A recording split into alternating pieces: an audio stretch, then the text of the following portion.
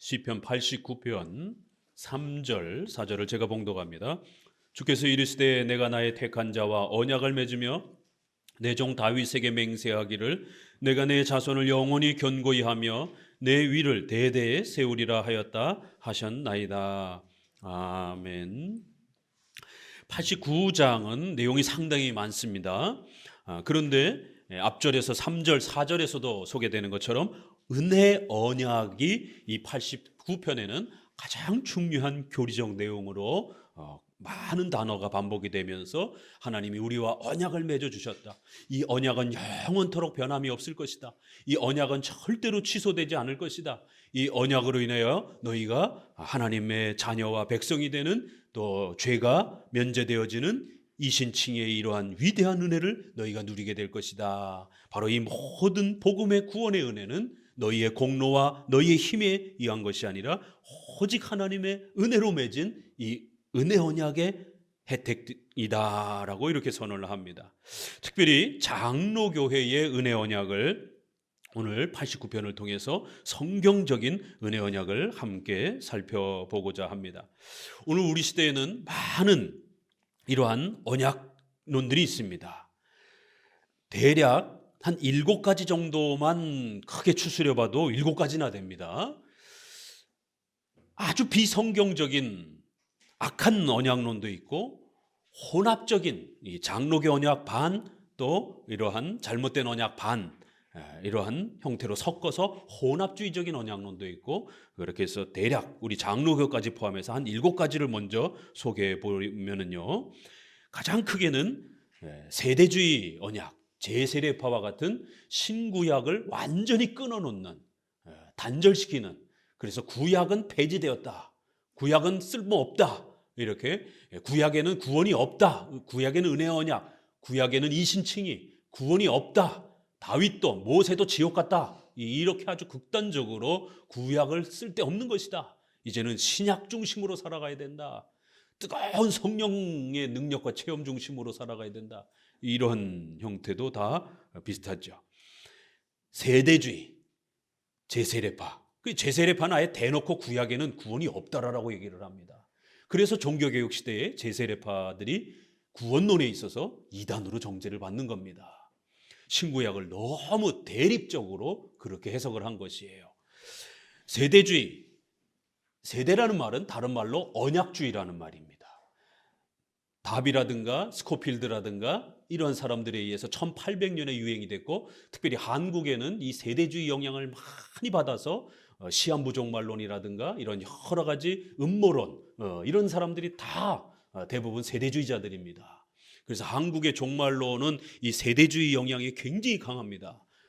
상당히 조심하셔야 되고 수많은 이단들의 80~90%는 다 세대주의입니다. 거의 세대, 7세대로 나눠서 창세기 아담 언약부터 시작해서 각각의 언약을 세대로 나눴고 7 언약으로 나눴고 다 실패했고 지금은 은혜 시대의 언약 시대다 이렇게 말을 하는 거예요.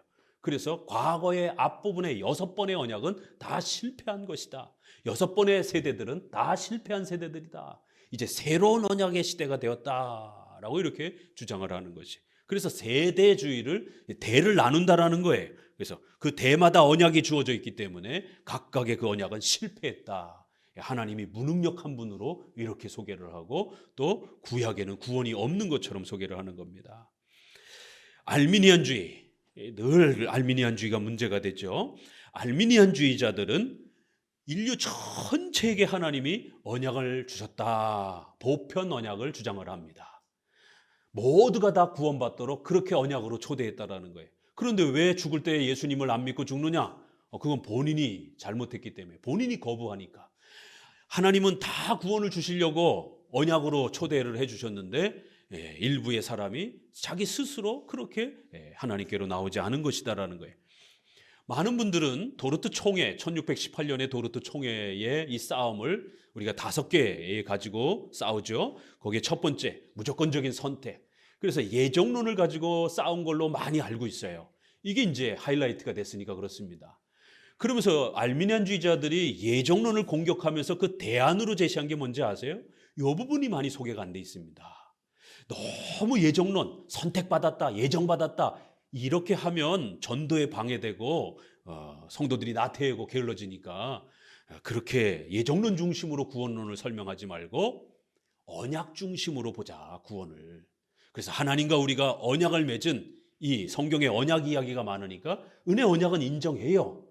그래서 그 언약을 택자, 예정된 사람들 중심으로 보지 말고 모든 보편적으로 인류에게 맺은 언약으로 보고, 그리고 그 언약에 본인이 충실하면 구원받는 거고 본인이 열심히 안 하면 지옥 가는 걸로, 이렇게 언약 중심으로 구원을 보자. 그러면 훨씬 더 전도도 책임감 있게 전달될 수 있지 않겠느냐. 예정론 너무 가르치게 되면 전도에 방해된다라는 거예요. 언약 중심으로, 이제 하나님은 모든 사람들에게 보편적으로 모두에게 언약을 주셨으니까 이제 네가 잘하면 돼, 네 힘으로 예수님 믿으면 돼, 언약 중심으로 보자라는 거예요.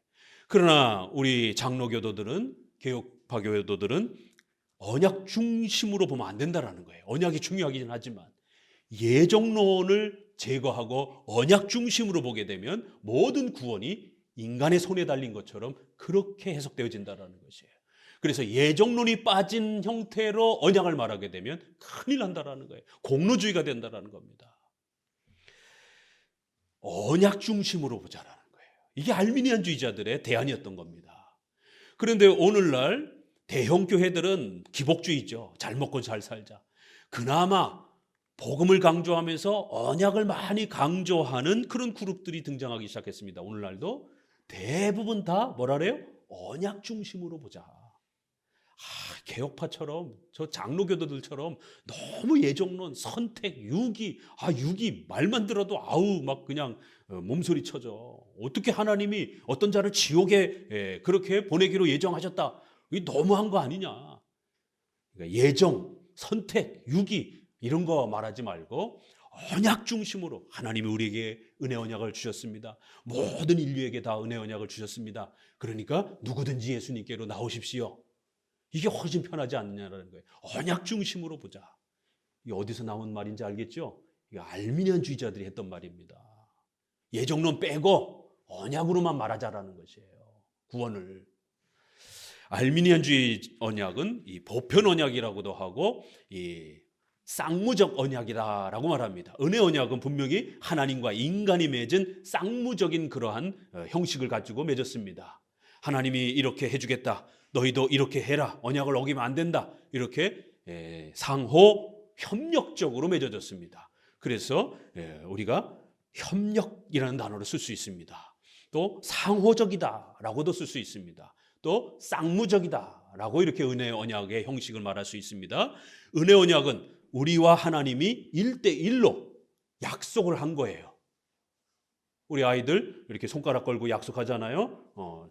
집안 청소하면 용돈 줄게, 약속을 하는 거예요. 하나님께서 약속을 해주신 겁니다. 너희가 하나님의 명령을 잘 지켜라. 그러면 내가 너희에게 복을 주겠다.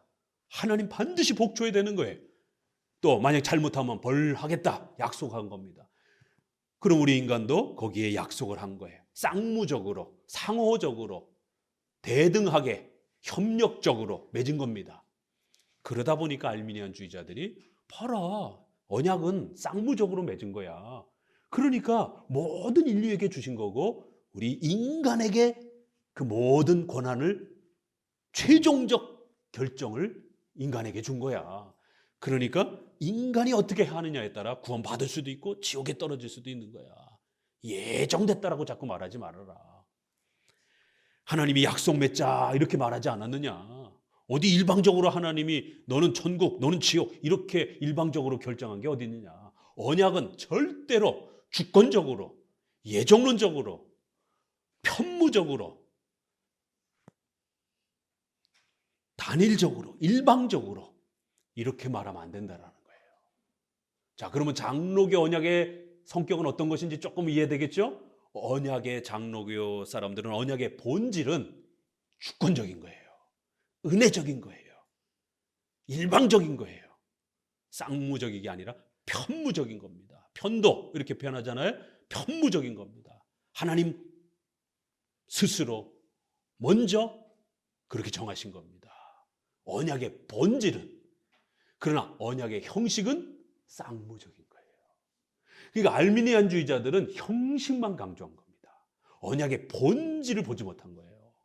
그러나 우리 장로교도들은 언약의 본질과 형식을 구별해 준 겁니다. 언약의 본질은 하나님이 찾아오셔서 하나님이 일방적으로, 하나님이 절대주권적으로, 하나님이 신이신 하나님이 피조물인 인간에게 이리 와, 나와 언약을 맺자. 신과 어떻게 피조물이 언약을 맺습니까? 그런데도 하나님은 그렇게 혜택을 준 거예요. 은혜적인 언약이에요. 본질이 그렇습니다. 다만 형식이 우리가 짐승이 아니기 때문에, 우리가 인간이기 때문에 인격적으로 우리가 그 하나님의 약속을 지키는 대등한 협력적인 상호적인 쌍무적인 약속을 서로 맺을 수 있는 그런 대등한 존재처럼 우리를 하나님의 형상으로 인격적 존재로 대우해 주신 것입니다. 그래서 쌍무적이 된 거예요. 오늘 우리 그 무지개 언약에도 보게 되면 짐승들에게는 협의가 없잖아요. 그렇죠? 의논할 필요가 없잖아요. 협상할 필요가 없잖아요. 개나 고양이한테 내가 이렇게 해줄게 하면 끝인 거죠. 하나님이 어디 고양이나 개한테 너도 이렇게 할래? 인격이 없는 동물이 어떻게 그걸 대응하겠어요? 그래서 노아의 언약도 그냥 일방적인 거예요. 짐승들은 거기에 전혀 대응할 수가 없습니다. 오직 인간만이 인격을 가지고 있기 때문에 도덕적 행위를 할 수 있는 거예요. 언약을 깨기도 하고 순종하기도 하는 건 오직 유일하게 인간이 하는 겁니다. 자, 알미니안주의의 이러한 보편 언약, 쌍무적 언약만 강조하는 이런 방식. 오늘 대부분의 복음주의권내가 이런 형태의 언약을 이야기합니다. 세 번째, 침례교, 회중파, 감리교 형태의 또 이러한 언약이 있습니다. 약간 세대주의와 알미니안주의가 섞인 그러한 형태. 그런데 또 형식은 조금 더 달라요. 세대주의나 알미니안주의보다는 그래도 조금 더 장로교의 그러한 또 입장을 수용을 한 또 그러한 또 면에서는 조금 더 그래도 열려 있는 것이죠. 그러나 장로교만큼 다가오진 않았어요. 침례교는 제세례파의 언약론을 거의 그대로 수용을 해서 구약엔 구원이 없다라고까지. 그래서 구약은 할례가 끝났으니까 신약엔 절대로 유아 세례하면 안 된다라고. 애들도 본인이 믿음으로 고백하지 않으면 애들도 다 지옥에 있다라는 거예요. 10살 미만 애들도요. 아예 애들이 말을 하건 못하건 간에 애들이 입으로 신앙 고백을 못하면 다 지옥에 있다라는 거예요. 아니 엄마 뱃속에서 8달 9달 있다가 애가 갑자기 사산이 돼서 죽어도요. 모든 아이는 자기 스스로 신앙 고백을 하지 않으면 지옥 간다라는 거예요. 굉장히 폭력적입니다. 침례교는 그래서 유아 세례를 주지 않습니다. 우리 장로교만 유아 세례를 아주 줄기차게 강조한 겁니다. 구약의 할례가 신약에 그대로 세례로 연속되어진다는 거예요. 그래서 이런 침례교, 그 침례교가 자기들의 유아 세례의 이러한 단절성을 폐기를 주장할 때에 누구의 언약론을 17세기 때에 이 유아 세례 논장이 아주 유럽을 뜨겁게 달궜습니다. 장로교도들의 이러한 중요한 신학자들이 앞면에 전면에 서서 논문을 쏟아내면서 유아 세례를 포기하면 안 된다. 유아 세례는 은혜 언약의 꽃입니다. 유아 세례는 예정론의 꽃입니다. 우리가 하나님 앞에 예정받았다라는 것. 아무 힘과 공로가 없는데 그 유아의 핏덩어리 같은 아이를 보면서 그 아이에게 구원의 표징을 허락해 주시는 그 장면을 보면서 무조건적인 선택. 그럼 말이나 하겠어요? 무슨 경건 생활을 하겠어요? 자기 힘으로는 교회도 못 나와요. 그런 핏덩이 같은 우리를 하나님이 구원으로 초대해 주셨다라는 이 예정론의 하이라이트입니다. 은혜 언약, 예수 그리스도의 피로 우리를 구원해 주시겠다라고 하는 이 어마어마한 은혜 언약이 외적으로 그렇게 세례로 보증되는 겁니다. 세례는 성찬은 은혜 언약의 표시요, 보증, 인침이라는 거예요. 그렇기 때문에 은혜 언약의 꽃이요 열매인 겁니다. 그런데 역사 속에 사탄이 이렇게 교회로부터 이 소중한 보물을 빼앗기 위해서 침례교를 동원해서 혼란케 해서 신학자들의 이 무지함을 이용을 해서 결국 교회로부터 유아 세례를 뺏기 시작한 겁니다. 그래서 침례교 학자들이 강력하게 유아 세례 주면 안 된다라고, 장로교도들은 유아 세례 줘야 된다라고 강력하게 요구했을 때에 이 침례교도들이 자기들의 그 언약론을 누구 걸 가져다가 반론을 근거로 썼느냐면 존 오웬의 은혜 언약을 가져다가 사용했습니다. 그래서 우리가 회중파의 신학을 조심스럽게 읽어야 된다는 거예요. 청교도의 황태자라고 하는 존 오웬, 물론 훌륭한 부분도 많이 있어요. 그러나 그분들은 장로교도들이 아니기 때문에 장로교가 싫어서 나간 사람들이에요. 그래서 교회론, 언약론, 성령론 이런 많은 부분들에 있어서 우리 장로교랑 차이가 나는 부분이 많습니다. 왜 침례교도들이 다른 사람도 아니고 존 오웬을 가져다가 은혜 언약의 구약에는 부족하다, 단절돼 있다, 이런 식의 신구약의 단절성을 강조하는 이런 형태의 언약론을 가져다가 자기들의 근거로 썼겠습니까? 회중파들이 주로 그렇게 이해를 했기 때문에 존 오웬, 토마스 굿딘 이런 대표적인, 또 뉴잉글랜드의 존 코튼, 지금 한국의 이런 분들이 청교도 개혁주의의 롤 모델처럼 지금 소개 되어지고 있어서 참 안타깝습니다. 그 1세대를 이었던 사람들이 누구냐면 존 웨슬레, 휘필드, 조나단 에드워드인 겁니다. 2세대가 1800년으로 넘어가는. 그리고 이제 3세대가 로이드 존스로 넘어가는 것이에요.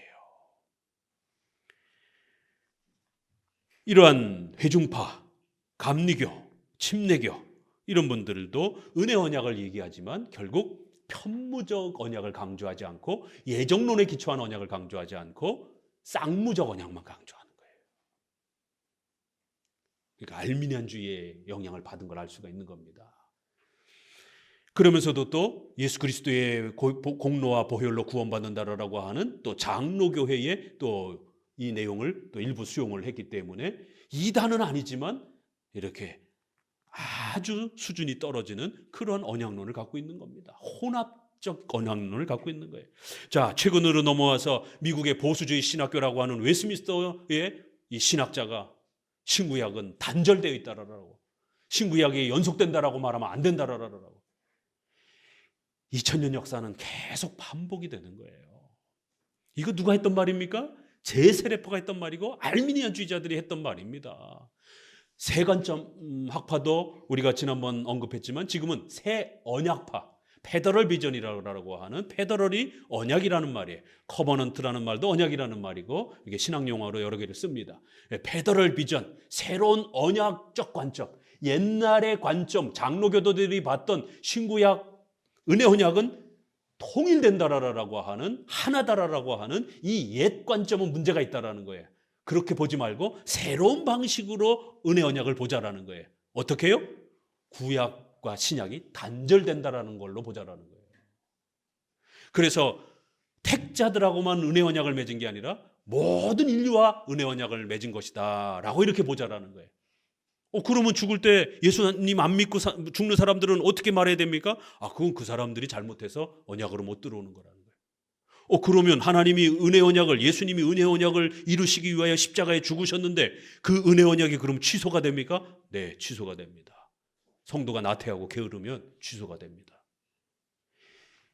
이신 칭의가 취소된다라는 유보적 칭의 취소론, 우리 지난번 88편을 통해서 버려진다, 내가 저 음부에 떨어졌다, 이런 표현을 쓸 때 그거 조심해서 읽어야 된다라고 그랬어요.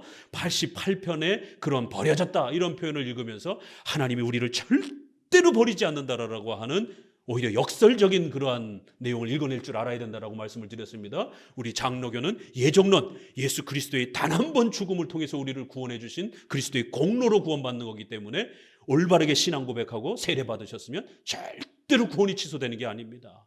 비록 때로는 나태해지고 게을러지고 연약해진다 할지라도 목사님도 시험에 들고 어려워질 때가 있는데 성도들은 오죽하겠습니까?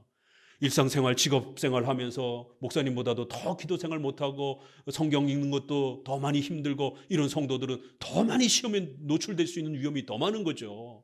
그렇기 때문에 성도들이 시험에 들 수 있어도 절대로 지옥에 떨어지는 게 아닙니다. 회초리를 맞을 수 있어도 지옥에 떨어지는 그런 징계를 받는 게 아닌 겁니다. 아버지로서의 징계와 채찍을 맞을 뿐이에요. 그런데 이제 오늘 89편에는 은혜 언약이 취소된다 또 이러는 거예요. 구원론에 이제 여러 개가 있는데 칭의와 관련해서 칭의가 취소된다 이렇게 협박하는 사람들이 있고, 은혜 언약과 관련해서 은혜 언약으로 하나님이 우리를 초대하셨어도 우리가 경건 생활에서 나태하고 게으르면 은혜 언약이 취소된다라는 거예요. 이게 결국 어려운 거 아니에요. 은혜 언약이 취소된다라는 거예요. 다시 지옥에 떨어진다라는 겁니다. 우리가 열심히 못하면 은혜 언약이 취소된다라는 거예요. 칭의도 그렇고 은혜 언약도 그렇고 다 취소된다라는 거예요. 어떻게 구원론을 이렇게 말하지? 결국 페더럴 비전의 노만 셰퍼드는 쌍무적 언약만 강조하는 겁니다. 그래서 웨스민스터 대오리 문답 31문 주보에 있습니다. 이 노만 셰퍼드가 공격한 게 웨스민스터를 수정해야 된다라는 거예요. 어디요? 대오리 문답 31문을 수정해야 된다라고 아주 줄기차게 비판을 했습니다. 대오리 문답 31문은 잘못 만들어졌다라는 거예요. 예정론의 기초에서 은혜 언약이 너무 극단적으로 이렇게 고백됐다라는 거예요. 여러분 답을 읽어보세요. 제가 묻습니다. 31문 은혜 언약은 누구와 맺은 것인가? 답.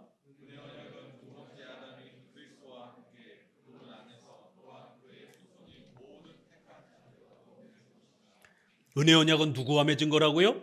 택한 하나님의 백성들과 맺은 거라는 겁니다. 예정된 하나님의 백성들과 맺은 거예요. 그래서 그 예정된 백성들을 구하시려고 예수님이 십자가에 죽으신 거예요. 제한 속죄. 오직 그 예정된 자들, 택함 받은 자들만을 위해서 십자가에 죽으신 것이지 전 인류를 위해서 죽으신 게 아닙니다. 전 인류를 은혜 언약으로 초대하신 게 아니에요. 오직 택자들만을 은혜 언약으로 초대해 주신 거예요. 예정론, 은혜 언약, 유아 세례, 이 세 개가 이렇게 연결되어 있는 겁니다. 예정됐다고 해서 우리가 방에서 뒹굴뒹굴 대면서 TV나 보고 주일날 예배도 안 드리고 회개도 안 하고 예수님 믿겠다라고 교회도 안 나오고 이렇게 하면 안 되는 겁니다. 예정된 백성들은 반드시 전도를 받고 교회로 나와서 회개하고 세례를 받도록 은혜 언약 방식으로 우리가 이 땅에서 그 예정의 혜택을 누리도록 그렇게 초대하신 겁니다. 그래서 불신자였던 우리가 어느 날 갑자기 전도를 받고 나도 예수님 믿을래요. 교회 가고 싶어요. 이러면서 은혜 언약을 통해서 우리를 구원으로 초대하는 거예요. 하나님 앞에 회개해라. 예수님을 믿어라. 그럼 내가 너희를 하나님의 자녀로 만들어주겠다. 이게 은혜 언약인 겁니다. 교회를 나오지도 않고 전도를 수용하지도 않는 이런 불신앙 상태에 있으면 안 되는 겁니다. 반드시 예정된 백성들은 그렇게 전도로 나오도록, 교회로 나오도록, 세례로 나오도록 그렇게 초대해 주시는 거예요. 은혜 언약 방식. 우리가 자원함으로 예수님을 고백하고 자원함으로 신앙생활하고 우리가 인격적으로 하나님을 사랑하면서 섬기는 이러한 신앙과 회개가 펼쳐지도록 그렇게 은혜 언약의 상호적, 쌍무적 방식으로 우리를 구원으로 초대하는 것이지, 멱살 잡고 너 일로 와, 교회 가야 돼, 등 떠밀면서 막 이런 식으로 하나님이 우리를 구원으로 초대하는 이런 비인격적인 방식이 아니라는 거예요. 짐승, 강아지 끌듯이 그렇게 우리 인간을 대하시는 게 아닙니다. 자원함으로 우리가 전도를 받았을 때에 저도 예수님 믿고 싶어요. 여러분 억지로 교회 나온 거 아니잖아요. 그렇죠? 여러분 스스로가 원해서 자원하는 마음으로 하나님을 예배하고 싶어서, 하나님을 사랑하고 싶어서 자원하는 마음으로 자발적으로 그렇게 하나님을 섬기도록 은혜 언약 방식으로 상호적으로 하나님도 사랑하고 여러분도 하나님을 사랑하는 서로 상호적으로 자발적으로 그렇게 구원의 혜택을 누리도록 인격적으로 하나님이 우리를 대하는 방식으로 구원이 펼쳐지는 겁니다. 은혜 언약의 방식으로. 그리고는 그 은혜 언약의 열매와 표시와 꽃은 바로 예배와 또 세례와 성찬을 통해서 외적으로 그렇게 보증이 되는 겁니다. 이게 세 개가 짝을 이루는 거예요. 예정하신 하나님의 위대한 은혜가 있다는 거예요. 그 예정이 어떻게 우리에게 느껴지고 어떻게 펼쳐지는가? 은혜 언약 방식으로 전도받아서 교회 나가고 열심히 예배드리고 이 땅에서 유형교를 함께 섬기면서 열심히 은혜 언약의 열매들인 또 이러한 예배적 생활과 성례들을 표시로 보증으로 그렇게 맛보고 또 즐기면서 그렇게 예정이 우리에게 그 혜택이 펼쳐지는 거예요. 방에 가만히 앉아서 누워서 예정의 혜택을 맛보는 방식이 아닙니다. 우린 짐승이 아닙니다. 그래서 예정론, 은혜 언약, 세례 이렇게 펼쳐지는 거예요. 그런데 페더럴 비전은 예정론 빼자라는 거예요. 모든 인류도 여기에다가 하나 더 추가하자라는 거예요. 좋다. 택자와도 맺었고 그 다음에 불신자와도 맺었다. 일단 맺어준 거라는 거예요. 그러니까 본인이 잘못하면 다시 지옥에 떨어지는 것이다. 그러니까 자기가 불신자인지 택자인지 아닌지 잘 모르잖아요, 아직은. 그러니까 중간에 신앙생활 안 하면 너는 언약이 취소된 거라는 거예요. 언약이 취소 가능한 걸로 해야 성도들이 게을러지지 않는다라는 거예요. 그놈의 그 게을러지지 않는다라고 하는, 왜 구원과 이 영광스러운 위대한 그 하나님의 이 복음의 은혜에다가 왜 자꾸 인간의 나태함과 게으름을 자꾸 그렇게 걱정하냔 말이에요. 구원은 그렇게 인간의 어떤 노력이나 인간의 어떤 조그만한 요만한 어떤 그런 그 선행으로 만들어지는 게 아니란 말이에요. 결국 문제는 거기에 있는 거예요. 마치 인간이 뭔가를 보탤 수 있는 것처럼. 구데기 무서워서 장 못 담굽니까? 아니잖아요. 인간이 나태해지고 게을러질 수 있는, 인간은 육체가 연약하기 때문에 게을러질 수 있어요. 또 사탄이 아직 존재하기 때문에 사탄이 공격하면 목사님도 게을러질 때가 있습니다. 그렇다고 구원이 취소된다, 칭의가 취소된다, 언약이 취소된다 이래버리게 되면 예수 그리스도의 십자가에 단 한 번 죽으신 그 위대한 효력이 무시가 되어진단 말이에요. 예수님의 십자가에 죽으심은 그렇게 만만한 게 아닙니다. 자, 오늘 그래서 네 번째, 또 쌍무적 언약, 웨스민스터 대우리 문답을 수정하라라고 불신자하고도 맺은 거, 그러니까 은혜 언약도 취소될 수 있다라고 말하라라고 하는 이런 페더럴 비전. 그 다음에 자유주의자들은 사회 정의, 인권 이런 걸 강조하면서 하나님이 맺은 언약 이런 거 없다라는 거예요. 그저 사회계약설, 루소라든가 호스라든가 이런 철학자들의 이러한 그 사회계약론을 끌어다가 결국 교회나 인간이나 이 모두는 서로 다 각각의 어떤 목적을 위해서 그냥 계약관계로 맺어진 것이지, 그렇게 무슨 은혜, 예정 이런 거 아니다라는 거예요. 이것도 결국에는 쌍무적, 그리고는 또 이러한 사회 철학적인 그런 부분으로 자유주의자들은 사회 정의를 그래서 계약론적 관점에서 부르짖는 것이에요. 백성들이 이만큼 계약을 해서 권위자에게 권한을 줬는데 너 그따구로 일을 해? 너 당장 내려와. 이런 모든 구조 아래 움직인다라는 거예요. 그러니까 위정자는 너는 의무는 사회 정의를 실현할 의무가 있기 때문에 우리가 거기다가 권위를 위탁한 것이지, 그거 제대로 못하면 얼마든지 우리 마음대로 끌어내릴 수 있다는 거예요. 이러한 자유주의자들의 사회 정의적 그러한 사회 계약설. 자, 그다음엔 우리 장로교랑 조금 더 가까운데 여섯 번째, 게랄더스 보스의 성경신학이라고 하는 이러한 언약론이 있습니다. 이 게랄더스 보스는 메이첸 반틸의 선생님이기 때문에 우리 또 박형룡 박사님의 선생님이기도 하신 그런 훌륭한 분입니다. 그런데 이분이 문제가 무엇이냐면 기존에 7대 교리로 조직신학 관점으로 교리 중심으로 보았던 성경 해석의 관점을 너무 교리는 딱딱하다, 역사 중심으로, 시간 중심으로, 인간 중심으로, 인간의 어떤 삶의 그 여러 과정의 변화가 무쌍한 그러한 여러 형태로 보자라는 거예요. 하나님의 작정, 예정, 섭리 이런 어떤 신적 주권의 어떤 그런 관점으로 보게 되면 너무 이렇게 일방적이지 않느냐. 인간의 삶 속에서 펼쳐지는 여러 인간의 희노애락의 이런 변천, 시간 중심으로 보자라는 거예요. 그래서 구원이 어떻게 펼쳐졌는가? 그러니까 여러 면 중에 그럼 뭘 중심으로 볼 건가? 인간이 어떻게 구원에 있어서 실패하고 또 성공하는가에 대한 언약 중심으로 그렇게 보자라는 것이. 너무 교리 중심으로 보지 말고 언약이라고 하는 인간의 이런 구원의 드라마틱한 그러한 내용 중심으로 보는 게 성경을 훨씬 더 재미있게 볼 수 있지 않겠느냐. 그래서 신구약 전체를 언약 중심으로, 구원 중심으로, 구속사 중심으로 보자라는 거지. 그래서 그가 책을 성경신학이라고 이렇게 책을 써냈고 그러한 신학 이름을 만들어냈습니다. 이건 성경신학의 이러한 시간 중심으로, 언약 중심으로 보는 것은 이미 벌써 자유주의자들이 1800년에 만들었던 거고, 그거를 게랄스 보스가 이거 상당히 역사 중심으로, 시간 중심으로, 인간의 구원 중심으로 보는 거 이게 훨씬 드라마틱하겠다라고 하면서 그 방법론을 끌어다가 성경을 이렇게 결합시킨 겁니다. 그래서 결국 그 이후 세대들로부터는 소위리 문답을 안 가르치기 시작하는 거예요. 교리를 안 가르치기 시작하는 거예요. 왜요? 교리 중심으로, 7대 교리 중심으로 성경을 보게 되면 언약은 인간론의 그저 한 부분일 뿐이에요. 그러다 보니까 이렇게 주도가 되지 않다 보니까 소유리 문답, 교리 공부 등한시하게 되고, 언약 중심으로 성경을 더 많이 보자, 성경을 더 많이 봐야지 교리 공부 이렇게 너무 많이, 이런 얘기가 게랄드 보스에게서 나오기 시작한 겁니다. 그 보스의 제자들이 존 머레이라든가 메이첸이라든가 우리가 아는 그런 분들이에요. 그런 분들은 웨스민스터를 설립하고 교리 중심으로, 학교도 웨스민스터라고 그렇게까지 만들 정도로 성경은 7대 교리 중심으로 봐야 된다는 것. 언약이 중요하다 할지라도 언약은 그 7대 교리 중에 한 부분일 뿐이라는 거예요.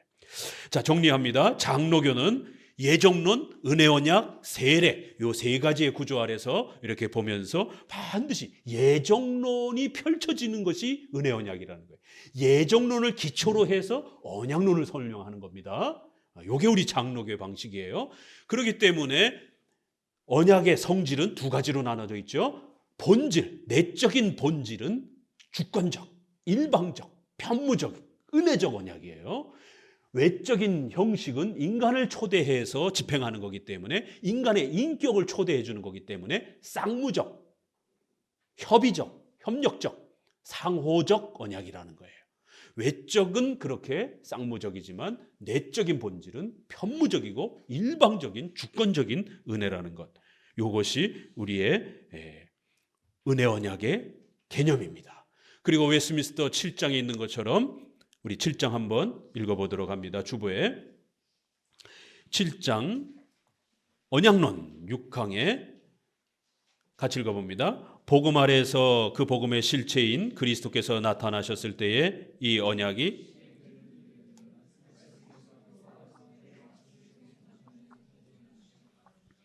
그런데 이 규례들은 그 수에 있어서 적고 더 단순하며 외적 영광은 더 적게 집행되어도 이 언약은 그 규례들 안에서 유대인과 이방인들을 포함하는 모든 민족들에게 더욱 더 충분히 그리고 영적으로 효력 있게 제시되니 이것을 신약이라고 부른다.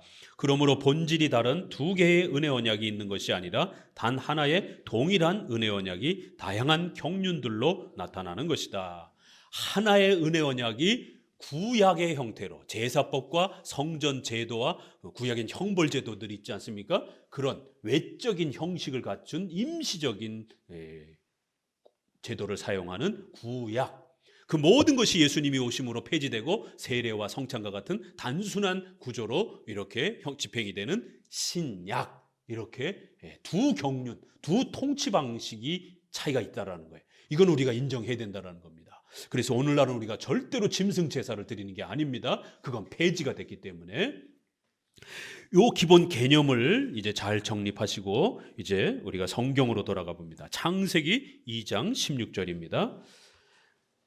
한번 성경 전체를 먼저 언약의 흐름을 살핀 다음에 오늘 89편을 이제 읽어보는 겁니다. 창세기 2장 16절을 읽어봅니다. 함께 읽습니다.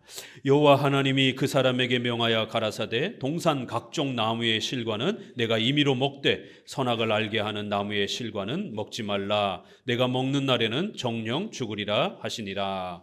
우리가 이걸 행위 언약이다 라고 이렇게 말합니다. 아담과 하나님이 언약을 맺어주신 것입니다. 그래서 선악과 명령을 잘 지키면 영생을 누리고 만약 그걸 깨게 되면 죄값이 발생된다는 거예요. 범했기 때문에.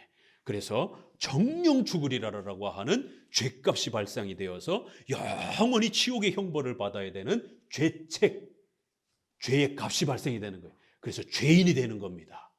바로 이것이 기독교회의 죄론이에요. 우리 아이들에게 이 원죄의 개념을 어려서부터 잘 아이들에게 가르쳐야 됩니다.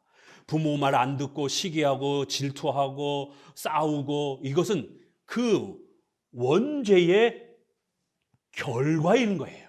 그래서 우리가 자범죄, 생활죄라고 하는 거예요. 이건 목회자도 범하고요, 성도도 범하는 거예요. 우리가 죽을 때까지 이건 거룩해져 가는 겁니다. 죄의 본질은 뭐예요? 원죄입니다. 원죄. 첫 번째 그 범죄, 아담과 하나님이 맺었던 그 언약. 아담은 우리 인류의 대표가 되어서 아담이 성공하면 모든 인류가 영생을 누리고, 아담이 실패하면 모든 인류는 다 죄책, 죄값을 받고 지옥에 떨어지는 겁니다.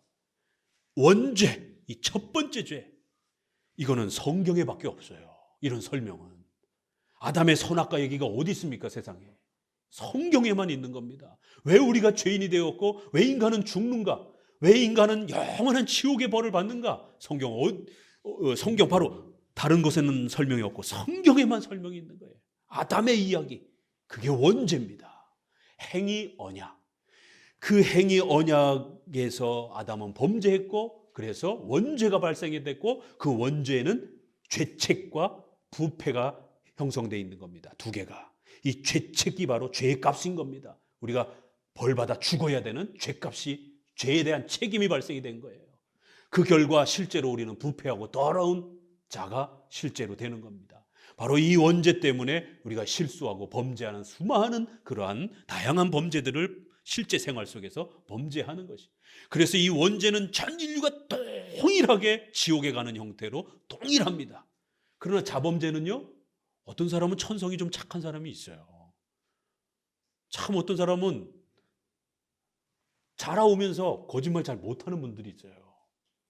어떤 사람은 누가 가르쳐 주지도 않았는데 참 신실하고 약속도 잘 지키고. 그런데 어떤 아이들은 악한 부모님이 돼서 또 이렇게 자란 아이들은 아주 어려서부터 그 성품이 더 못된 사람들도 있어요. 분명히 차이가 있죠. 자범죄에는 분명히 차이가 있습니다. 우리가 집중하는 건 원죄예요, 원죄. 그래서 바로 이 행위 언약의 이 죄값, 죄책, 원죄, 이걸 우리 인간의 힘으로 성취할 수 없기 때문에, 또 죄값도 문제지만 하나님의 법을 온전히 지켜라 라고 하는 이 공의로운 요구를, 율법의 요구를 이젠 더 이상 우리가 순종할 수가 없는 거예요. 이 두 개, 죄값을 치러야 된다는 것, 하나님이 명한 그 의로운 법에 순종하여 우리가 영생을 얻어야 되는 이 율법의 순종을 아무도 할 수가 없다는 거예요. 그래서 두 번째 언약인 바로 하나님께서 은혜 언약을, 예수님이 우리 대신 죽으셔야 되는 거예요. 죄값을 치르려는 거예요. 우리가 죽어야 되는 죄값을 예수님이 대신 죽으신다라는 거예요. 그래서 대속적 죽음, 대속적 형벌이라는 겁니다. 그리고 율법에 온전히 순종하셔서 아버지로부터 그렇게 하나님의 의를 온전히 만족시키셔서 예수님이 그 의를 획득하신 것이에요. 그리고는 그 의를 우리가 예수님을 믿기만 하면 예수님이 죽으신 죽음을 우리의 죄값으로 여겨주시고, 예수님이 성취하신 의를 우리가 순종한 것처럼 그렇게 여겨주시겠다는 거예요. 이게 칭의, 의롭게 여겨주겠다는 거예요. 인정해주겠다는 거예요. 간주하겠다는 거예요. 우리가 직접 행한 건 아니지만 그렇게 여겨주겠다는 거예요. 그렇게 봐주겠다는 거예요. 그렇게 인정해주겠다는 거예요. 너 것처럼 봐주겠다는 거예요. 너가 더 이상 죄인이 아닌 것처럼 이 의인으로 여겨주겠다는 겁니다. 오직 믿음으로 의롭게 되어진다. 칭의. 이게 우리 기독교의 신비인 겁니다. 부자가 되고 병이 낫고 이런 건 복음이 아닙니다. 죄인이 하나님 앞에 의롭게 되어지는 이 영광스러움, 바로 은혜 언약으로 또 구원을 설명하는 겁니다. 바로 예수님이 이신칭의를 우리에게 주시기 위하여 예수님이 직접 대속적, 대리적으로 대신 죽으시겠다는 거예요. 우리가 순종해야 될 거를 예수님이 대신 그 모든 순종을 완벽하게 하시겠다는 거예요. 이제 너희들은 예수님만 믿기만 하라는 거예요. 진실된 마음으로 예수님만 받아들이라는 거예요. 그럼 이 모든 것 두 가지 다 너희의 것으로 값없이 주겠다는 겁니다. 이게 은혜 언약이에요. 예수님이 다 이뤄줄 테니까 너희들은 예수님만 믿기만 하라는 거예요. 이게 은혜 언약입니다. 그래서 인간의 행위로 참여할 수가 없기 때문에 오직 은혜로만 이루어지는 거기 때문에 은혜 언약이라고 말하는 겁니다. 이게 창세기 3장 15절에 이렇게 표현됩니다. 자, 이 은혜 언약이 이제 최초로 소개가 됩니다. 창세기 3장 15절 같이 읽습니다. 내가 너로 여자와 원수가 되게 하고 너의 후손도 여자의 후손과 원수가 되게 하리니 여자의 후손은 너는 그의 발꿈치를 상하게 할 것이라 하시고, 여자의 후손으로 예수님이 이 땅에 태어나실 것이고 그 예수님이 사탄의 공격으로 인해서 잠깐 그렇게 십자가에 죽으시는 발뒤꿈치 정도 잠깐 스크래치가 좀 날 것이지만, 그러나 예수님은 사탄의 머리를 파하셔서 우리를 속박하고 있던 사탄의 종로로 타던 우리를 완벽하게 구원해 주실 것이다라고 하는 이 은혜 언약, 이신칭의에 대한 이 약속이 최초로 창세기 3장 15절에 이렇게 소개가 됩니다. 자, 구체적으로 이제 조금 더 나옵니다. 창세기 17장 7절 8절 아브라함 언약으로 이제 소개가 됩니다. 창세기 17장 7절 8절, 사탄의 후손을 깨트리고 우리를 해방시킨다는 게 도대체 뭔가? 이게 도대체 부귀영화를 준다라는 말인가? 이게 무슨 질병을 치료한다는 말인가? 무슨 전쟁에 승리한다는 말인가? 아니면 무슨 황홀경에 빠진다는 말인가? 아니면 무슨 사회정의를 이룬다는 말인가? 도대체 이 여자의 후손이 승리한다는 게 뭘까? 이게 도대체 조금 더 드러납니다. 창세기 17장 7절부터 읽습니다. 내가 내 언약을 나와 너와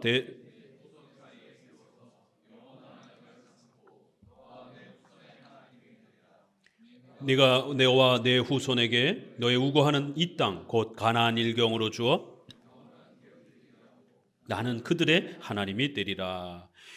영원한 언약을 삼아주겠다라는 거예요. 그 언약의 내용은 뭐예요? 아주 선명하게 이제 드러났습니다. 나는 너희의 하나님이 될 것이고 너희는 내 자녀, 내 백성이 될 것이다라는 거예요. 하나님과 원수가 되었던 우리들이 어떤 이유로, 어떤 방법으로 하나님을 우리의 아버지로 부르게 되는, 하나님은 우리의 또 하나님이 되어주시는 하나님의 자녀가 되는 이런 놀라운 혜택을 누리게 될 거라는 거예요. 절대로 황홀경 아닙니다. 절대로 부자가 되는 건 아닙니다. 절대로 사회정의 아닙니다. 기독교를 그런 식으로 설명하게 되면 그건 가짜 복음입니다. 절대로 여러분 단 1%도 마음을 빼앗겨서는 안 됩니다. 진짜 복음은 이신칭이에요. 하나님의 자녀가 되는 칭의와 양자의 은혜를 말하는 겁니다. 자, 사무엘하 7장 13절로 다윗의 언약으로 이제 넘어갑니다. 오늘 본문 보니까 다윗 언약을 굉장히 많이 언급합니다. 다윗이 왜 이렇게 중요한가? 구약에서 다윗의 이 이야기들이 굉장히 많습니다. 이걸 기억하셔야 되는 거예요. 이게 초점인 겁니다. 사무엘하 7장 13절을 보도록 합니다. 다윗에게 하나님이 약속을 주시는데 아브라함의 언약과 비슷하면서도 조금 다릅니다. 7장 13절 같이 읽습니다.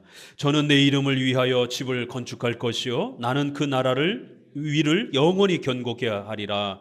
나는 그 아비가 되고 그는 내 아들이 되리니 저가 만일 죄를 범하면 내가 사람 막대기와 인생 채찍으로 징계하려니와 내가 내 앞에 패한 사울에게서 내 은총을 빼앗은 것 같이 그에게서는 빼앗지 아니하리라. 내 집과 내 나라는 내 앞에서 영원히 보존되고 내 위가 영원히 견고하리라 하셨다 하라.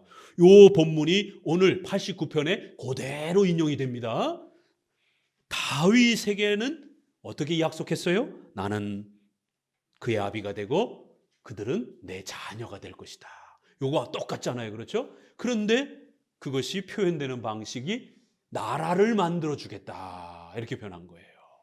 그래서 까딱 잘못하게 되면 은혜 언약을 국가가 번성하는 것처럼 이렇게 오해할 수 있습니다. 지금 유대인들이 이 사무엘하를 그렇게 읽고 있는 거예요. 언젠가는 다윗과 같은 지도자가 와서 전 세계를 지배하고 자기네들이 미국처럼 떵떵거리는 그러한 시대가 오겠지. 아니요.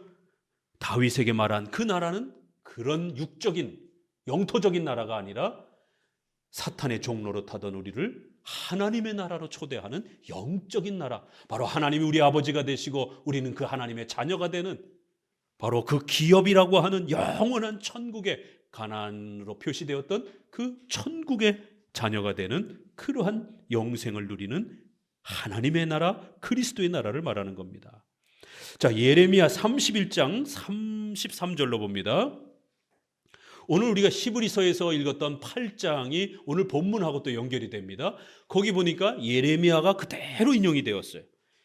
31장 33절입니다.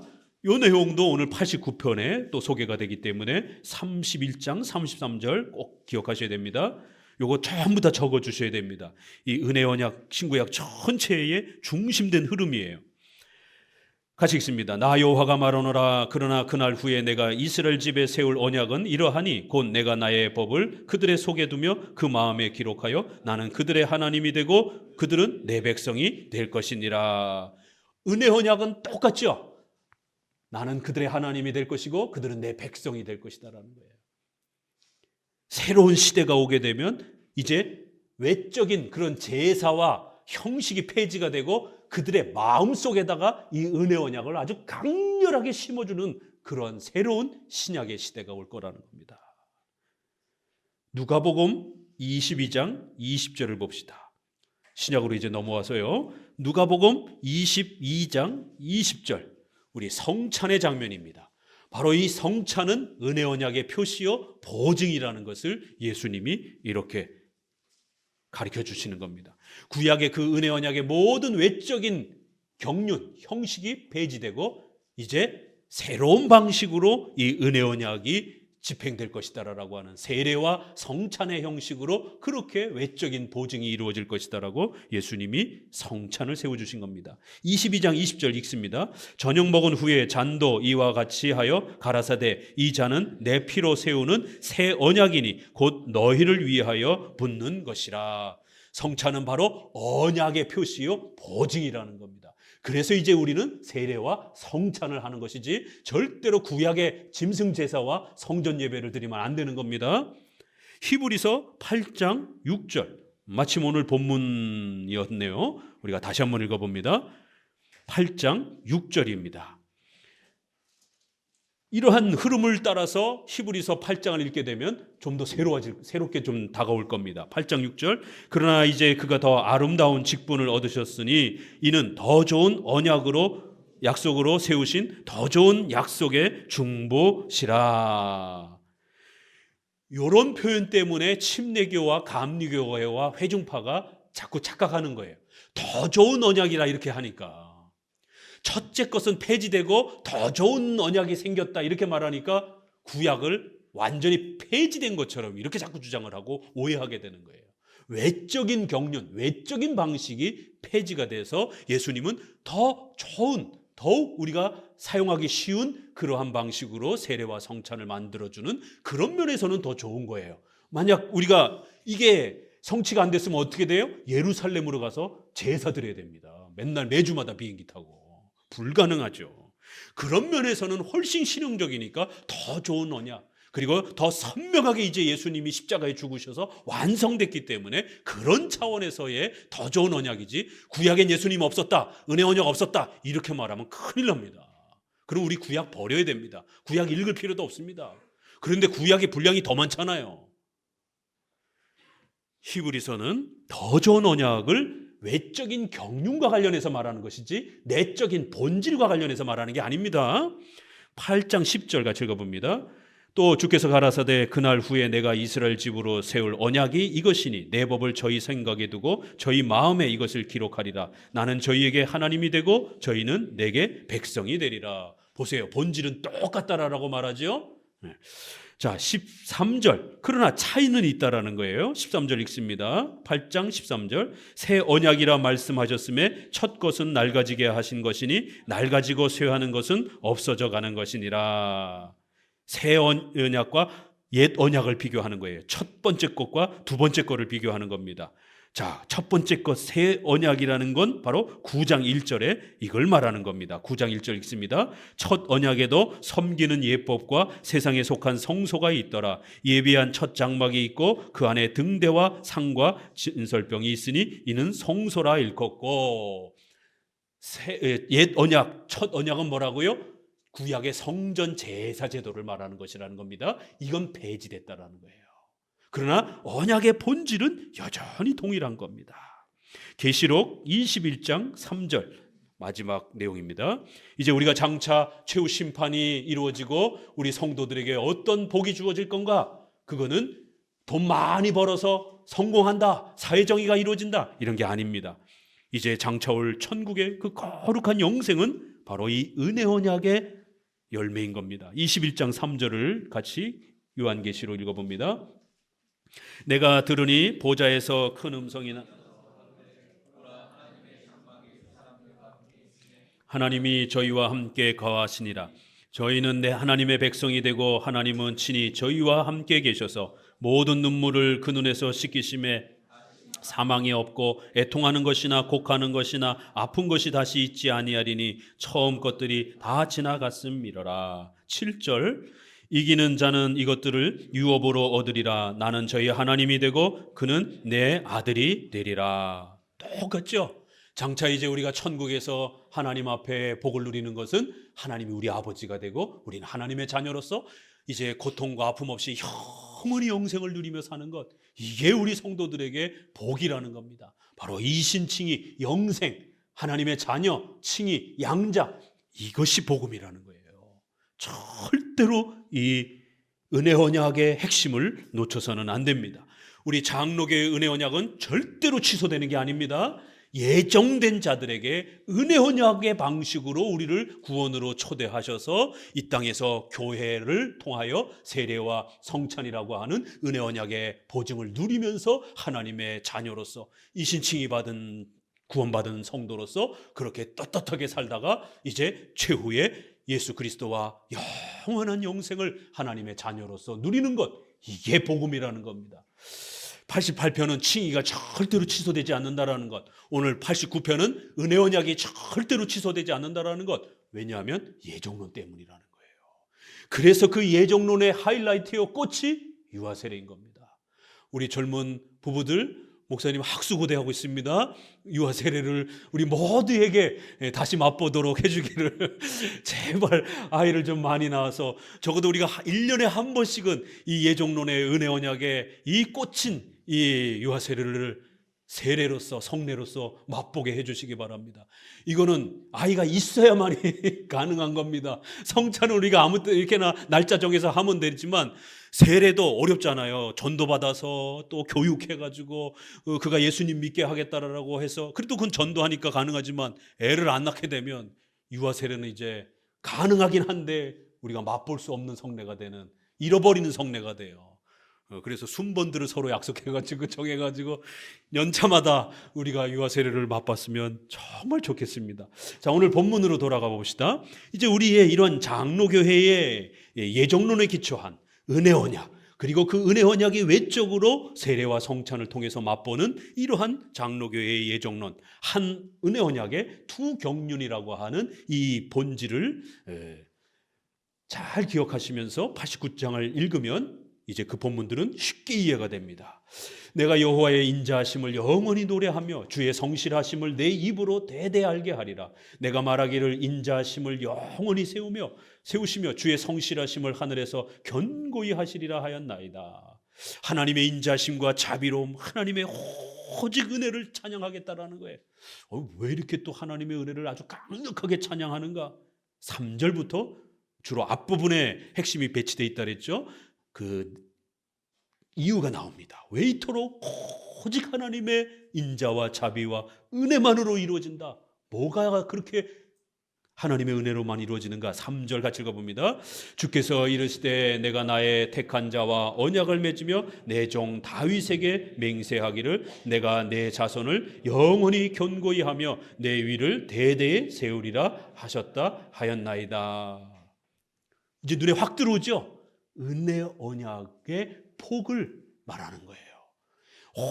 오직 하나님의 인자와 자비하심으로, 오직 주권적으로, 오직 은혜로 이루어진 게 있다라는 거예요.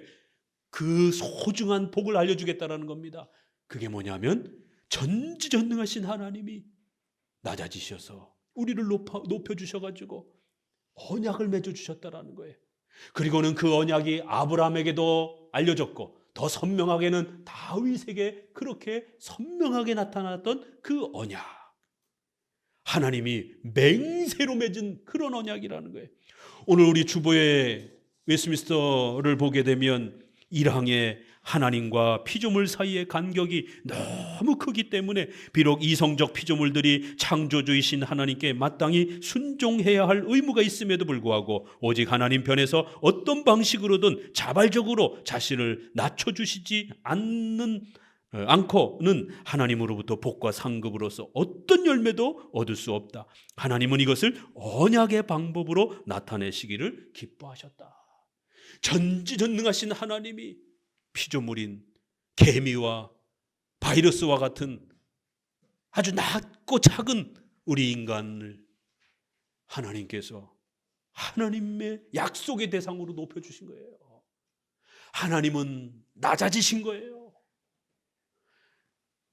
하나님께서 자신의 권능과 영광을 낮추시면서 우리 인간을 그 낮고 천한 자리에 피조물의 자리에서 우리를 하나님의 형상의 그런 위치로 높여주셔서 이게 창세기의 위대한 장면입니다. 세상의 종교 중에 어떤 신이 이런 은혜를 베푸는 그러한 이야기들이 어디 있습니까?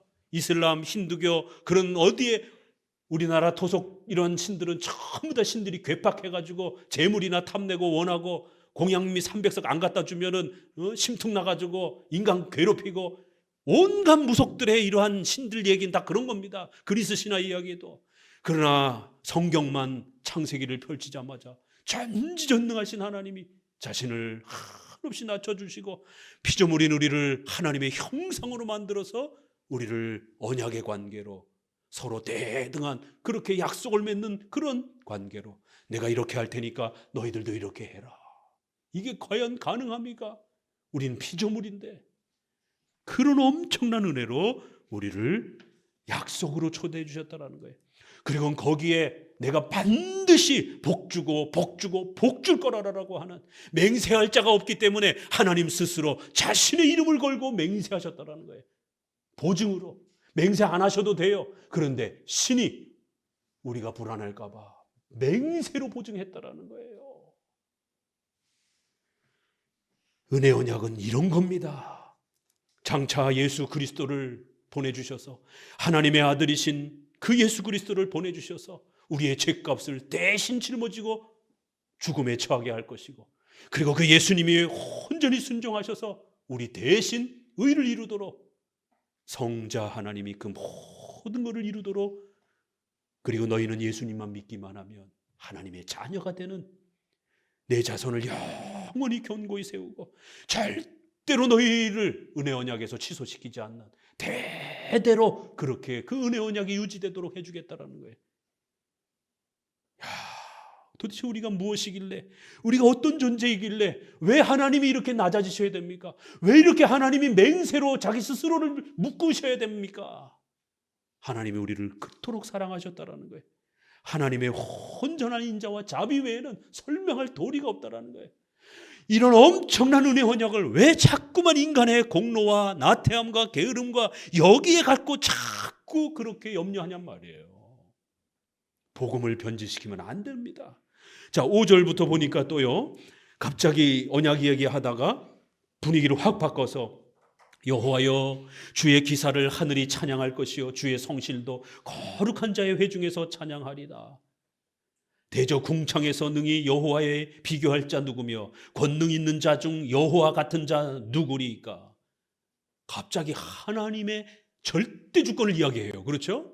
하나님과 비교할 분 아무도 없다라는 거예요. 하나님은 온 천하 만물을 다 창조하신 절대전능하신 존재라는 거예요.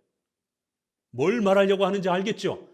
이런 언약은 하나님이 낮아지시고 우리를 높여주셨다 할지라도 절대로 우리가 착각하면 안 된다는 거예요. 우리가 교만해가지고 하나님 일로 와보세요. 도장 찍읍시다. 이런 언약이 아닙니다. 비록 형식은 그렇게 상호적으로 맺어졌다 할지라도 그 본질은 절대 주권적인 하나님이 스스로 낮아지셔서 그렇게 우리에게 오직 은혜로 맺어주신 약속이라는 사실을 잊어서는 안 되고 또 그 언약은 우리가 조금 이렇게 했다고 완성되고 우리가 조금 이렇게 못했다고 해서 취소가 되는 그런 성질이 아니라는 겁니다. 하나님의 절대 주권 예정으로 만드신 단 한 번 하나님이 작정하시면 그건 영원히 변함이 없고 취소가 불가능한 겁니다. 그런 하나님의 절대 주권으로 맺은 은혜 언약이라는 거예요. 하나님은 거룩한 자의 회중에서 심히 어미하시며 둘러있는 모든 자 위에 더욱 두려워할 자시니라. 거룩한 회중이라고 하는 것은 이건 주로 천사들을 표현할 때 쓰는 히브리어예요. 신들 중에 신들이다 이런 표현. 만군의 하나님이여 주와 같은 능한 자 누구니까? 여호와여 주의 성실하심이 주를 둘렀나이다. 도대체 누가 주님과 같을 수 있겠냐라는 거예요. 전지전능하신 분은 오직 한 분 하나님이라는 거예요. 그 하나님이 은혜 언약을 만드시고 그의 택한 백성들과 언약을 맺으셨다라는 거예요.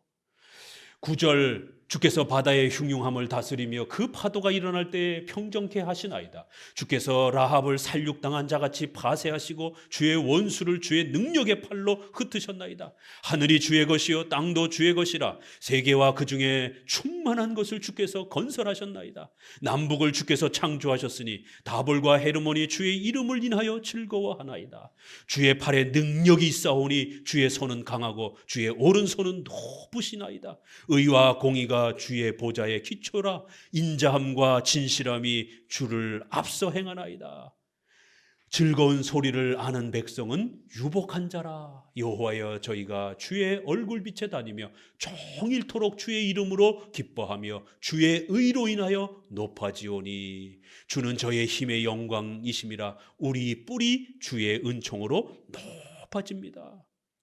계속 천지 만물을 만드시고 그리고 이스라엘을 보호하기 위하여 적들을 다 물리치시고 남북을 주님이 창조하시고 주의 팔에 능력이 있고 그 하나님의 손은 강하고 그 전지전능하신 하나님이 은혜 언약으로 우리를 초대하신 것, 이 은혜 언약을 깨닫고 하나님을 아는 자는 복이 있다라는 거예요. 그 주님의 얼굴빛에 다니면서 종일토록 그 하나님의 은혜 언약을 기뻐하면서 그렇게 살게 될 거라는 거예요. 그들의 힘이 되신 여호와를 알게 될 것이다라는 거예요. 우리의 뿌리, 우리의 모든 삶은 오직 주님의 은총으로 우리가 그렇게 살아가는 것을 깨닫게 될 것이다라는 거예요. 이신칭의를 이렇게 또 우리가 그렇게 높아지고 우리가 종일토록 기뻐하며 그 하나님의 얼굴빛에서 감격하게 살아갈 수 있는 이 혜택을 누리는 것은 바로 구원의 이러한 혜택과 열매들인 것이죠. 우리의 방패는 여호와께 속하였고 우리 왕은 이스라엘의 거룩한 자에게 속하였음이니이다. 그래서 우리가 먹고 사는 모든 것 혜택들은 다 하나님께 속하여 그 은혜 언약의 열매들이라는 거예요. 자, 19절부터 읽어봅니다. 여기부터 이제 다윗 언약이 좀 더 상세하게 설명이 됩니다. 19절 주께서 이상 중에 주의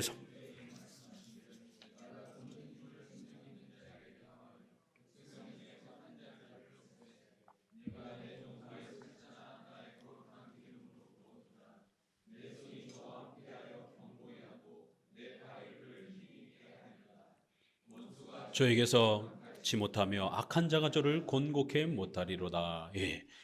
이상 중에 하나님은 환상과 계시 중에 다윗을 찾아오셔서 다윗에게 사무엘하 7장에 있는 바로 그 은혜 언약을 만들어 주신 겁니다. 그 다윗 언약을 다시 끌어내는 거예요. 바로 내가 내 종 다윗을 찾아 나의 거룩한 기름으로 기름 부었고 내 손이 저와 함께하여 영원히 견고하게 하면서 다윗에게 그렇게 언약을 맺어줬다라는 것이에요.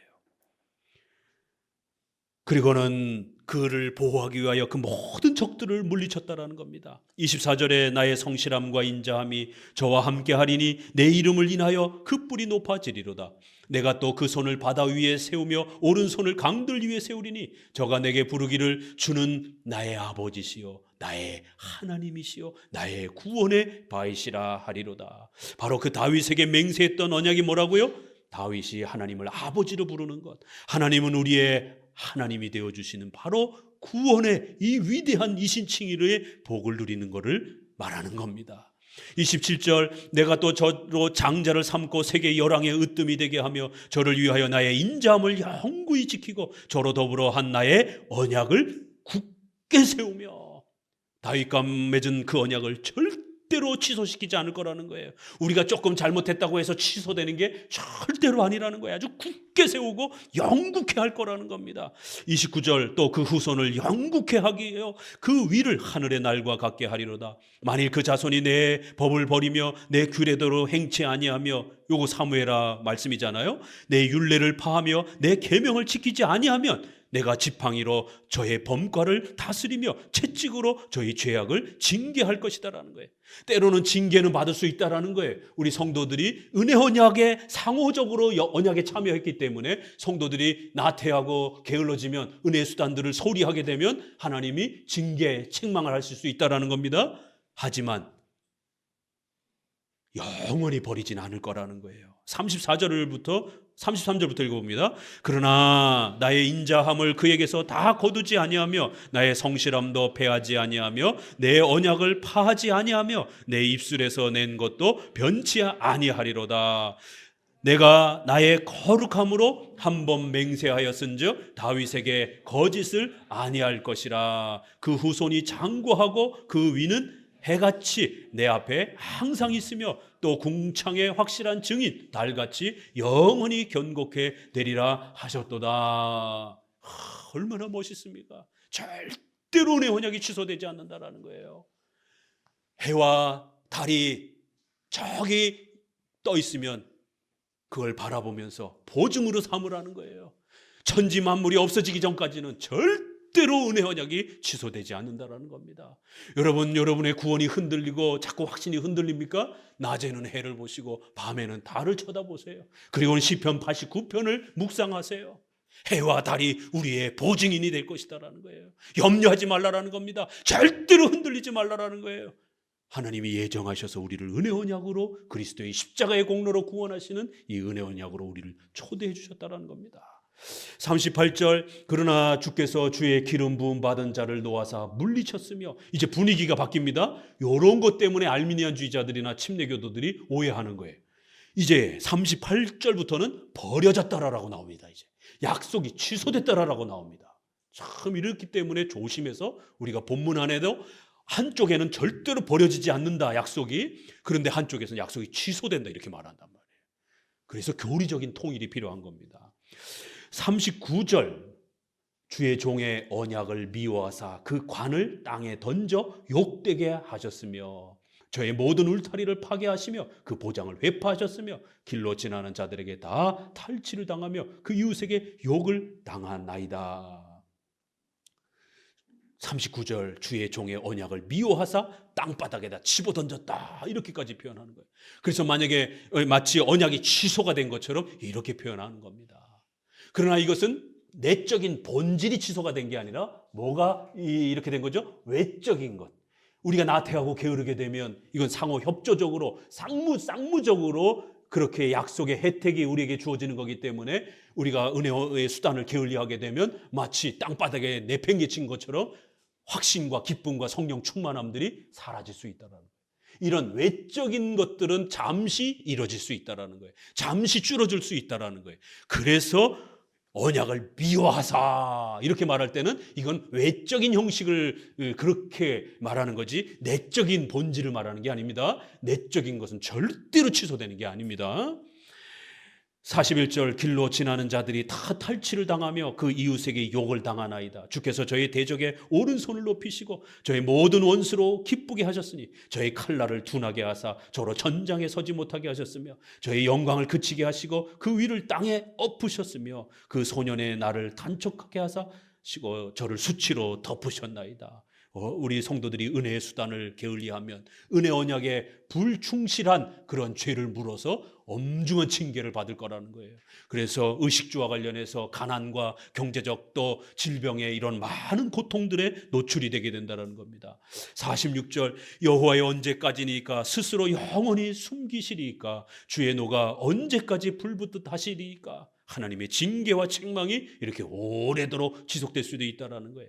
나의 때가 얼마나 단촉한지 기억하소서. 주께서 모든 인생을 어찌 그리 허무하게 창조하셨는지요.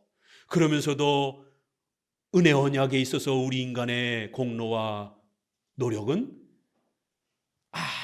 아무런 근원적인 힘이 되지 않는다라는 것을 다시 이렇게 고백합니다. 주님, 그럴지라도 우리를 불쌍히 여겨주셔서 우리 인간의 공로와 노력이 얼마나 부족한지 우리 인생이 얼마나 연약한지 알아달라는 거예요. 이 은혜 언약의 본질은 뭐라고요? 하나님의 절대주권적, 은혜적, 일방적 하나님의 예정에 입각한 은혜라는 것을 잊지 말아주세요. 우리 인간의 노력과 열심은 너무너무 형편이 없습니다. 누가 살아서 죽음을 보지 아니하며 그 영혼을 음부에서 건질 수 있겠습니까? 오직 49절 주여 주의 성실하심으로 다윗에게 맹세하신 바로 그 인자하심으로 맺으신 여호와의 일방적인 주권적인 예정론적인 그 은혜 언약이 어디 있습니까? 그걸 기억해 주옵소서. 주는 주의 종들이 받은 회방을 기억하시고 유력한 모든 민족의 회방이 내 품에 있사오니 여호와여 이 회방이 주의 원수가 주의 기름 받은 자의 행동을 회방한 것입니다. 여호와를 영원히 찬송할지어다. 하나님, 그러니까 49절에 있는 것처럼 주의 성실하심으로 주의 인자심으로 하나님의 절대 주권적으로 오직 은혜로 맺어주셨던 그 은혜 언약의 본질을 기억해 주옵소서. 이렇게 끝나는 거예요. 확 다 읽혀지죠? 이렇게 정확하게 개념을 잡고 읽으니까 은혜 언약이 얼마나 구약에서도 놀랍게 그 본질은 은혜적인 것, 일방적인 것, 주권적인 것, 예정론에 기초한 언약이라는 것. 그러나 외적인 방식은 우리가 쌍무적으로, 협력적으로 우리 인간의 인격을 초대하셔서 우리가 자발적으로 우리가 열심히 교회 생활하고 열심히 은혜 수단을 사용하면서 그렇게 신앙이 자라가도록 이 은혜 언약의 혜택을, 예정론의 혜택을 마음껏 누리도록 게을리하면 조금 못 누리는 이런 탄력성을 둔 겁니다. 우리는 인간이기 때문에 인격적 그러한 또 책임을 다하면서 신앙생활을 할 수 있도록 이렇게 은혜 언약을 맺어주신 것입니다. 오늘 89편은 이렇게 은혜 언약의 위대한 하나님의 은혜로 우리가 이신칭이라고 하는 그리스도의 공로로 구원받는 이 혜택을 누리게 되는 것이다라고 이렇게 설명을 하고 있습니다. 이신칭이라고 하는 이 구원의 은혜가 도대체 어디서 온 건가? 우리의 공로와 노력에서 온 건가? 아니요. 하나님이 우리와 맺어주셨던, 우리 선조들과 맺어주셨던 바로 이 은혜 언약의 혜택 때문에 우리가 이신칭이 받는 구원의 이 십자가의 공로와 은혜를 누리게 되는 것입니다. 오늘 이 말씀을 잘 간직하시면서 특별히 은혜 언약의 표시요 인침인 또 세례와 성찬을 2월 달에 이제 우리 또 성찬 맞이할 때 요 89편 하나가 성찬에 대한 또 교육이기도 한 겁니다. 좀 새로울 것이에요. 감격스럽게 여러분에게 또 그러한 성찬의 이러한 은혜 언약을 맛보시는 또 시간 되시기를 주의 말씀으로 권면을 드립니다. 기도합니다.